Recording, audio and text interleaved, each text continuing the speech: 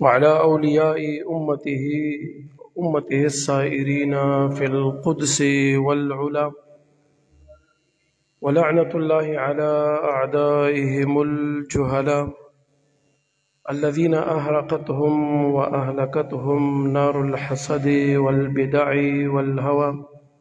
أما بعد فأعوذ بالله من الشيطان الرجيم.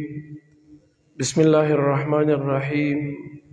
قال الله تبارك وتعالى: قد أفلح من تزكى وذكر اسم ربه فصلى. صدق الله العظيم. وفي رواية قال النبي صلى الله عليه وآله وصحبه وسلم: إذا كان يوم عيد الفطر وقفت الملائكة على أبواب الطريق. الحديث كما قال عليه السلام. وأيضا في رواية نهى رسول الله صلى الله عليه وسلم عن صيام يومين، يوم الفطر ويوم الأضحى، متفق عليه، أو كما قال عليه الصلاة والسلام. درود شريف أولي. اللهم صل على سيدنا ومولانا محمد وآله وعترته بعدد كل معلوم لك. صلاة وسلاما عليك يا سيدي يا رسول الله، وعلى آلك وأصحابك يا سيدي ويا جدي يا حبيب الله. د مختصر بیان نه وړاندې خپل ټولو حاضرینو، ناظرینو، سامعینو ته د وړوکي اختر مبارکي وایم. الله دې د اختر تاسو ټولو ته مبارک کړي. الله دې د خپل رضا باعث وګرځولې کړي. دا څومره عبادات، قیام او صیام، نیکه حسنات مو کړي دي، دا دې الله د خپل قرب او د خپل رضامندۍ ذریعه وګرځولې کړي. نن د وړوکي اختر ورځ ده.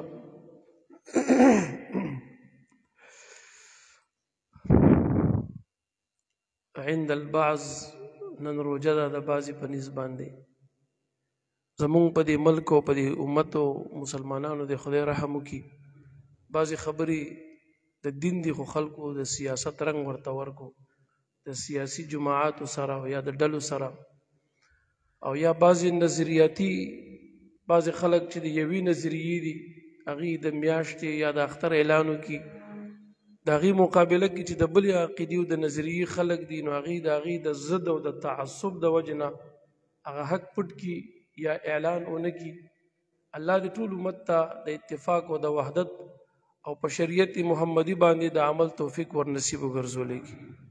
زمونږ د فقهاو د جمهور امت رای دا ده، د جمهور علماء کرامو، جمهور فقهاو، ائمه مجتهدینو، متقدمینو، د هغې موقف دا دی چې لا عبرت لاختلاف المطالع. عبرت اختلاف د مطالعو ته نشته دی. دا د جملو جمهور ائمه مجتهدینو رای ده. د ټول امت چې کوم مجتهدین متقدمین علما دي، نو د هغې موقف دا دی چې اختلاف د مطالعو ته هیڅ اعتبار په دین او اسلام او شریعت کې نشته. په دې باندې احادیث هم شته. که د یو وطن، د یوې علاقې، د یو ملک مسلمانانو میاشت ولیدلو، په اسلامي طریقې سره ګواهي راغه، شرعي شهادتونه موصول شو، نو په نور امت باندې او په نورو مسلمانانو باندې دغه ګواهي قبلول لازم دي. ټول به په یو اتفاق سره اختر بیا کوي. که دغه رنګ د روجي حکم راغو نو ټول به یې کوي. تاسو که زه په دې بحث کې پرېوځم، خبرې به ډېرې اوږدې شي او ټایم به مختصر وي. دا د شریعت حکم دی چې اختلاف د مطالعو ته اعتبار نشته دی. په یو ملک کې که خپل ګواهان راغو شرعي د شریعت مطابق، نو د هغې شاهدي به قبلولی شي. د هغې د شاهدۍ مطابق به اعلان د اختر یا د روجي کولی شي. او که خپل ګواهان په دغه ملک کې شرعي ګواهان پیدا نشو، نو دا د شریعت حکم دی چې بیا به نږدې خوشا کې د دې ملک چې کوم خوشا کې نور اسلامي ممالک دي، بیا به هغې ته کتی شي. که چېرته هلته شرعي ګواهان موجود شو او هغې د شریعت د تقاضا مطابق حکم د روجې یا د اختر وکړو، نو دا ګاونډي ملک پسې به بیا تک کولی شي په هغه صورت کې چې په خپل ملک کې شاهدي او ګواهان نه وي موجود. اوس زمونږ په پاکستان کې یو عجیب حال دی. مخکې چې کوم د پاکستان مرکزی رؤیت هلال کمیټي وه د هغې چې کوم چیرمین او مشر و نو هغه مفتی منیب الرحمان صاحب او هغه مفتی منیب الرحمان صاحب د بریل مسلک سره تعلق لرلو، بریلوي و، هغه د بریل سره تعلق لرلو. کله به چې هغې کمیټي کېنوله نو دلته په کې پی کې کې مرکزي کمیټي نه وه. داسې به وایم چې یو مطلب دا دی چې یو لوکل کمیټي وه، د حکومت د خوا نه مقرر شوې نه وه. د دې علاقې خپله ضلعي یو کمیټي وه، د قاسم علي خان د جومات په 400 کې یو کمیټي وه، هلته به کېناستله رزړو. او دلته په دې سړزو کې به یو کمیټي هم کېناستله. دا ټول لوکل وي، غیر سرکاري وي. خو دوی به د مفتی منیب الرحمان اعلان ته نه کتل، چونکې د دې خلکو نظریه د علمای دیوبند موافق وه او هغه عالم چې و هغه د بریل سره. نو دوی خپل مسلکي تعصب په بنا باندې د مفتی منیب الرحمان په خلاف باندې به دلته کېناسته او دوی به کمیټي یو ورځ مخکې روغوخته او بیا به چې کله اعلان وشلو یا به یو یا دوه یا درې ګواهان ولو وزیرستان کې ولې نو د پاکستان په هر ګوټ کې دوی به هغه ګواهان هغه بیا راواغسته، شهادت حکومت ته به سترګو کې خاورې اچولې، نو به مرکزي کمیټې ته د هغې شاهدي یوړه چې هغې به قبوله نه کا. نو دوی به دلته خپل په دې ضلعي کمیټې کې اعلان وکړو. نو لہذا دا د مسلکي تعصب په بنا باندې به اکثریت دغسې کېدل. دوی به چې دا اعلان کم کولو د قاسم علي خان جومات یا د سړزو کومې کمیټې یا د 400، نو وجه دا وه چې د دې خلکو تعلق زیاتره د علمای دیوبند سره او د مرکزی رؤیت هلال کمیټې تعلق د علمای بریل سره او د بریلوي علماو د دیوبندي خپلو کې نه لګېدله. نو د مسلکي تعصب په بنا باندې به د قاسم علي خان د جومات نه مخکې به د هغې نه اعلان کېدلو. دا صرف مسلکي تعصب و، نوري سم نو. سږ چې د روجي خبرې راغی، اوس هلته په مرکزي کمیټې کې سید محمد عبدالخبیر آزاد صاحب ناست دی، هغه دیوبندي عالم دی، د دیوبند د نظریو مسلک سره تعلق لري. او دلته چې دا کومې کمیټې وي دا هم ټول د دیوبند سره تعلق لرونکي خلک دي. نو اوس چې کله هلته خپل سړی کېناستو نو دلته دی هغه تعصب ختم کړ. دی اوس حق تم نه ګوري، دې تم نه ګوري چې یاره یقینا ګواه راغی، شاهدي موجوده ده. یا که په پاکستان کې مونږ ته ګواه مرام نغی نو په دې خوا کې چم ګوند کې امارت اسلامي افغانستان چې علما دي ټول په ټوله باندې او حکومت هم د علماو دی. قاضی القضات یو فیصلو کې د افغانستان لکه د پاکستان چیف جسټس چې څنګه دی یو مطلب یو منصب لري، داسې هلته افغانستان کې هم دی. نو هغې چې کله اعلان وکړي نو دلته دوی دا ګواهي نه قبلوي. ولې نه قبلوي؟ ځکه چې د دې مرکزي رؤیت هلال کمیټې د علمای دیوبند چې کوم سربراہ اوس ناست دی نو هغه صاحب اعلان نه دی کړی. نو په دې وجه دوی هغه خپل پوزیشن او خپل حیثیت یا خلکو له یو تاثر ورکولو دپاره دوی اعلان بیا نه کوي. دا نور هېڅ نه دي، صرف د مسلکي تعصب په بنا باندې خبرې روانې دي. ورنه که شریعت ته وکتې شي نو که علمای دیوبند دي، که بریل دي او که پنجپیر دي، که دا څومره علما چې ځان ته وایي نو که دوی وګوري او حقیقت ته وګوري شریعت ته، نو د شریعت حکم دا دی چې لا عبرت لاختلاف المطالع، اختلاف د مطالع ته هیڅ قسم اعتبار نشته دی. دا نه چې د دې ملک مطالع دا دي په دې ټیم باندې میاشت ښکاره کېږي، دې کې دا دي دې کې دا دي. د شریعت د مجتهدینو متقدمینو ائمو حکم دا دی، رای دا دا، موقف دا دی چې دې لره اعتبار نشته دی. دویمه خبره، که د پاکستان خپل رؤیت هلال کمیټه یا لوکل کمیټه دي که مرکزی سرکاري کمیټه ده په دې کې ګواه رانغی نو دویم حکم دا دی چې دوی به ګاونډي هیوادو ته او ګاونډي ممالکو ته ګوري. که په چم ګاونډ کې اسلامي حکم راغی نو دوی به د هغې سره اختر یا روژه به ورسره کوي. تاسو ته یا علم وي یا به نه وي، مونږ علماو مونږ ته پته ده. کله چې د خالي په شپه باندې میاشت ولیدلی شوه حکم راغی، نور کله به د قاسم علي خان صاحب په جومات کې تر 12 بجو پورې خلک کېناسته.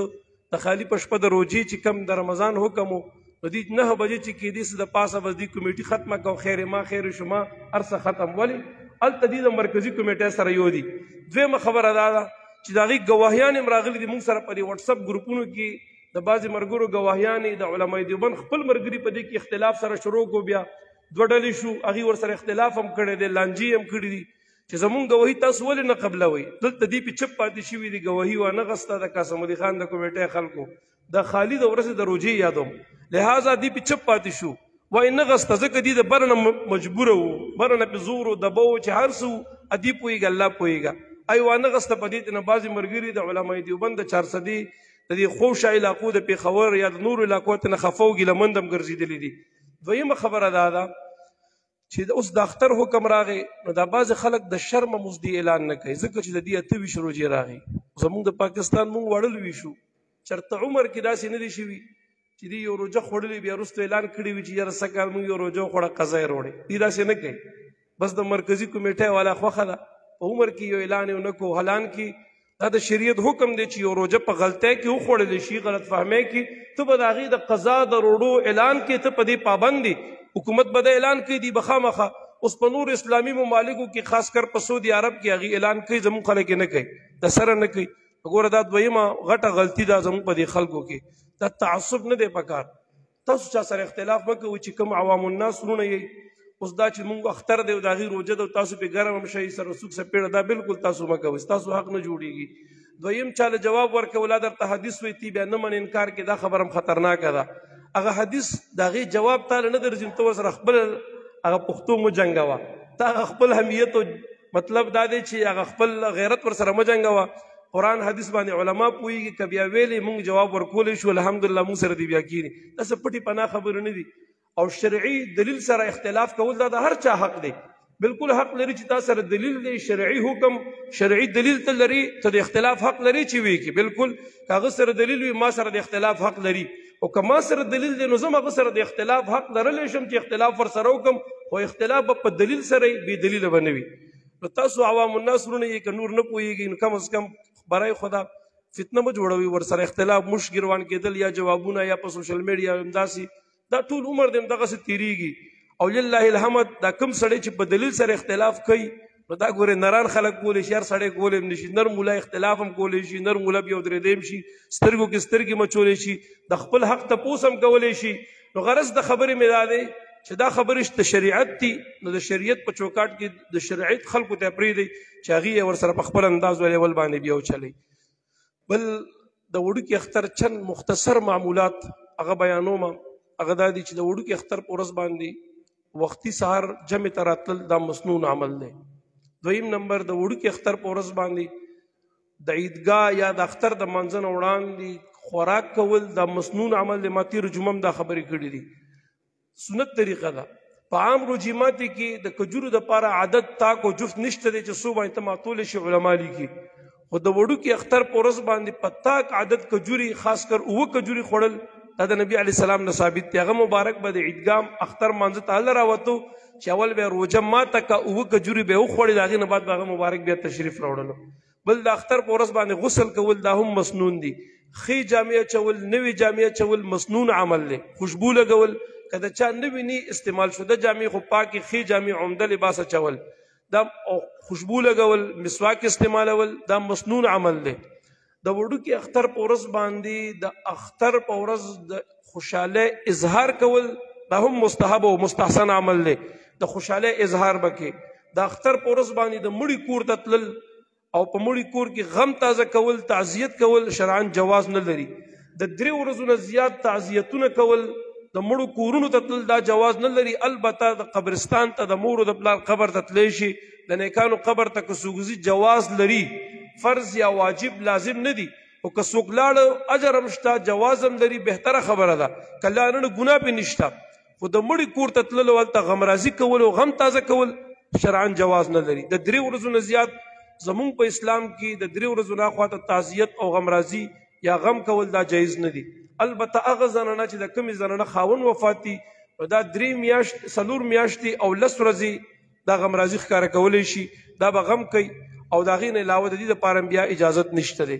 نو د اختر په ورځ باندې دا بعضې خلک 2 میاشتې 3 میاشتې 4 میاشتې 6 میاشتې مخکې مړی شوي دي ورکره لاړ شي او بیا اوښکې سسئ دا جواز نه لري ګناه ده. بلکې د اختر په ورځ باندې به د خوشحالۍ اظهار کې خوشحالي به د شریعت په چوکاټ کې دننه کې د شریعت په چوکاټ کې دننه خوشحالي مناول بالکل جایز دي. اوس که دې باندې احادیث درته ویم بیا به مانه خبره اوږده شي. بل عمل د اختر په ورځ د اختر د مانځه نه وړاندې سرسایه ورکول دا مسنون عمل دی اجر پکې زیات دی چې د اختر د مانځنه وړاندې ورکړي. که څوک د اختر د مانځنه وړاندې ورنکړي نو د سرسایي ټیم تر مرګه پورې دی، ورځ بعدي، هفته بعدي، میاشت بعدي، کال بعدي، 2 بعدي، 10 بعدي د سرسایه به ورکړي. ستا په ذمه دا باقي ده، تر مرګه پورې دا ټول ټیم د سرسایي دی، خامخا به بیا ورکړي. ځکه د سرسایي سره نبی علیه السلام فرمایي یو خو ستا روجې پاکې شي د لهو او لعبنا، تا چې کوم دا لغو او رفث او دا نور ګناهونه دي کړي دي په هغې سره روجه ګنده شوې ده، د سرسایي په ورکړه دا پاکیږي. دویم نمبر د سرسایي دا پیسې چې کوم دی دا د مسکینانو خلکو دپاره طعام دی. نبی علیه السلام فرمایي دا د مساکینو رزق دی، طعام دی. هغې ته په وخت ورکول ځکه پکار دی چې موږ تاسو سره د اختر په خوشحالۍ کې شریک برابر وګرځي. درېیمه خبره د دې سرسایي په ورکولو نبی علیه السلام فرمایي ستاسو دا روجي د ځمکې او د اسمان په درمیان کې اویزان دی چې سرسایه ورکوي دا روجي قبولیت ته ورسیږي د خدای دربار ته. نو دا د قبولیت ذریعه د سرسایه ورکول. بیا سرسایه د 5 شیزونو نه ورکول حدیثو کې راغلی دي، یا به د غنمو نه ورکړي، غنمو یا د غنمو اوړه، یا اوربشي یا د اوربشو اوړه، او یا به میوه ورکړي، یا کجوري یا پنیر دی. دا 5 شیزه ښودلې شوي دي. هر سړی به خپل وس ته ګوري، د خپل استطاعت مطابق به سرسایه ورکوي. یو سړی وس کم لري هغه د غنمو سرسایه ورکړي 250 روپۍ تقریبا نن سبا ټاکلې شوې ده د غنمو فی کس د یو کس په سر. او که یو سړی لږ وسداره دی ګزاره کوي نو 600 روپۍ د اوربشو سرسایه ټاکلې شوې ده، بیا د اوربشو ورکړي. که یو سړی د دلم زیات وسداره دی وس لري نو هغه د کجورو سرسایه ورکړي 1400 روپۍ. او که یو سړی د دنم زیات وسداره وي نو هغه بیا 2800 روپۍ د میوې سرسایه ښودلې شوې ده، او څه تقریبا 3000 روپۍ څه د پاسه 3200 یا 3100 دا بیا د پنیرو سرسایه ښودلې شوې ده. نو په دې 5 شیزونو کې د یو شي سرسایه ورکول لازم دي. هر سړی به د خپل وس او د حیثیت مطابق سرسایه ورکوي. بله خبره دا ده زمونږ دا خلک اکثریت کم غریب دی کمالداره دی ټول په یو غنمو پورې لیو دي. داسې مه کوئ. ته وس لري د کجورو ورکا، خیر دی د بچو د ښځې سرسایه د غنمو نه ورکا، او ته خپله سرسایه د کجوري ورکا. زمونږ په دې علاقو کې چونکې غنم ارزان دي نو زمونږ دا خلک دی اخري اینډ ته راغلي دي چې هغه اخري کوم اپشن مونږ سره پاتې دی چې غنم دي مونږ هغې ته راغلي یو. په کار خو دا وه چې په دې اعلی باندې مونږ عمل کړی وي، ځکه دا موتا چې څه کوو نو دا خو د خپل ځان دپاره د خپل آخرت دپاره کوو.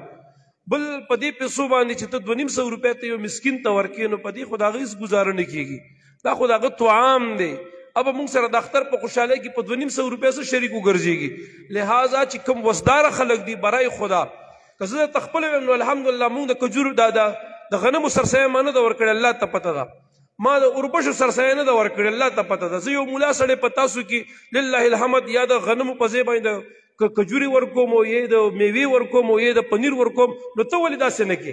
تم په خپل عمل وکړو، خپل آخرت دپاره ته کې چې دا ته څه کې، که لږ کې او که ډېر کې، دا ته خپل ځان دپاره کې، د خپل نجات دپاره. دا چې په دنیا کې څومره څه دي دا به درنه ټول پاتې شي، خو د آخرت اکاونټ ته مخکې چې څه لیږي تا چې مخکې کوم خیرات صدقه وکړو دا د آخرت اکاونټ ته لاړه. دا خبره د ما د موضوع نه اوټ ده، خو صرف ستاسو د پویولو دپاره دا خبره کوم. بیا دعا کوم. یو ډېر ملک یا یو مالداره سړی و، خان و یا ارباب و، د یو هوټل والا سره یارانه وه. نن سبا د هوټلو دور دی، معمولی فنکشن کې هم د هلکان هوټل ته منډه وي، فلاني هوټل کې روټۍ خورو، فلاني ځای کې خورو، او دمپو خورو، دا خورو دا خورو. داسې یو ارباب صاحب و د یو هوټل والا سره یارانه وه، همیشه به د هغه په کاونټر باندې ناست و، ګپ شپ به یې لګولو. یو ورځ یو سړی راغو، داسې زوړ الټو گاډی ورسره دی، هوټل مخې ته ودرېدو او منیجر ته ویل لکه 5 کیلو مټن ګوشت تیار کړه، پارسل دې پیګې کړه. هغه ورته ویل صحیح ده، تیار یې کړو، بس د پارسل یوړلو. یو ورځ به بعد د منیجر سره بیا هم د ارباب صاحب ناست دی، بیا هغه سړی راغو 5 کیلو ګوشت تیار کړه پارسل. هغه ورته ویل ټیک شو، هغه بیا یوړو. یو 2 ورځې بعد بیا راغو، د منیجر صاحب هم دغسې ناست دی، د ارباب صاحب هم ورسره ناست دی، ګپ شپ لګوي. دا زوړ موټر کې دا سړی راغی 5 کیلو غوښه تیاره کړه پارسل دی. د ارباب دی هوټل والا ته وایي دا سړی د چا مزدور دی، دا څوک دی؟ 2 په 3 راځي 5 کیلو مټن ګوشت وړي، دا ظالم دا څوک دی؟ دا خو راته هغه ورته دا د چا مزدور نه دی، دا زه پېژنم، د فلانکي کلي دی، د فلانکي زوی دی، د فلانکي دی. نو د حیثیت ته د جامو ته د ګاډي ته وګورو، روزانه 2 په 3 5 کیلو غوښه وړي، دا څه حساب دی؟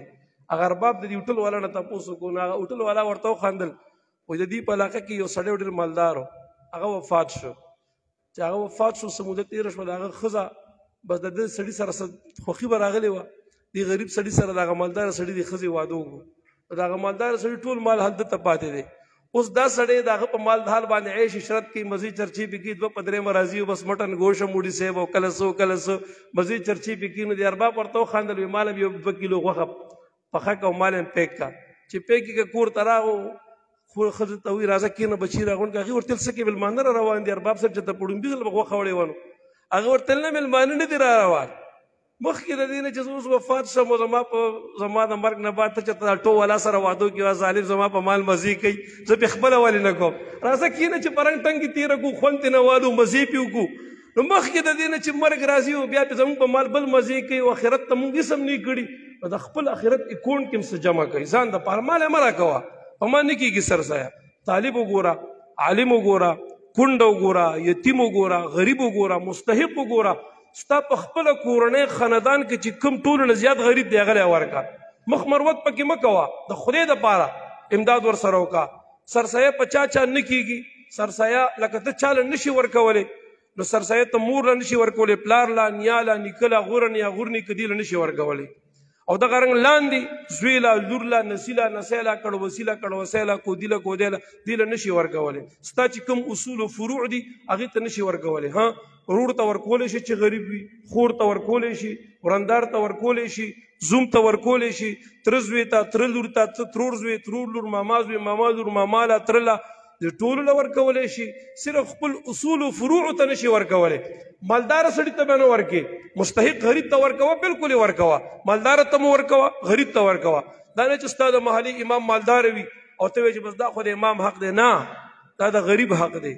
د کوم چې مصارف د زکات دي هغه مصارف د سرسایي او د صدقې فطر هم دي که نه. چاله چې ته زکات ورکړي هغه له سرسایي فطر هم ورکوه.